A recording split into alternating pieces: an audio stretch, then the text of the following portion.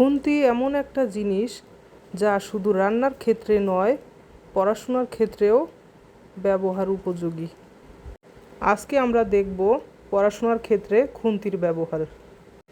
পঞ্চম শ্রেণীর নবম অধ্যায়ের জ্যামিতির একটা অঙ্ক করতে দিয়েছি আজকে আমার মেয়েকে। খুন্তি হাতে থাকলে আবার অঙ্ক মাথায় ঢোকে ভালোই। খুন্তি ব্যবহারের আশঙ্কা থাকায় কলম শুধু চলে না, দৌড়ায়।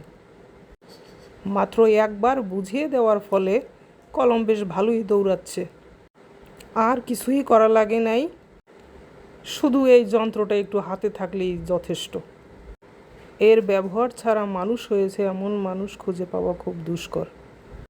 প্রথমে লিখতে হবে, দেওয়া আছে প্রত্যেক থালার ব্যাসার্ধ 12 সেমি।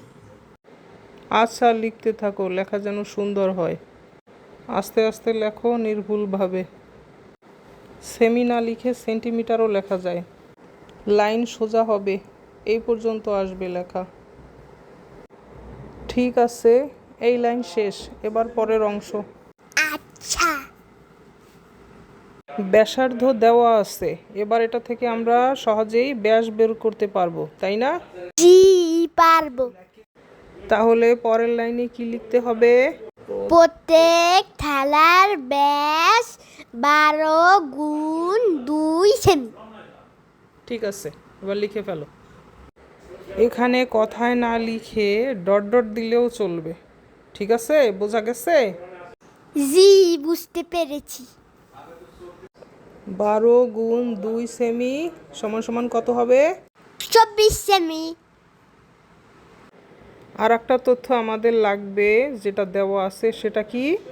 থালার সংখ্যা 5টি। চিত্রে দেখা যাচ্ছে থালাগুলো একটার সাথে আরেকটা লেগে আছে বাক্সের মধ্যে। তাহলে থালাগুলোর ব্যাস আমরা যোগ করলেই বাক্সের দৈর্ঘ্য পেয়ে যাব। তাহলে লিখে ফেলো।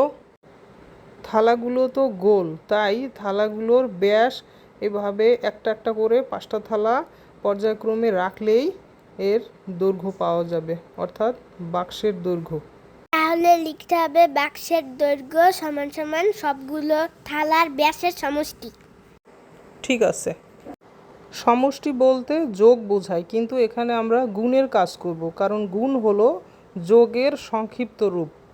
24 যোগ 24 যোগ 24 এভাবে 5 বার না লিখে 24-এর সাথে 5 গুণ দিলেই কেলাপতে। শেষ।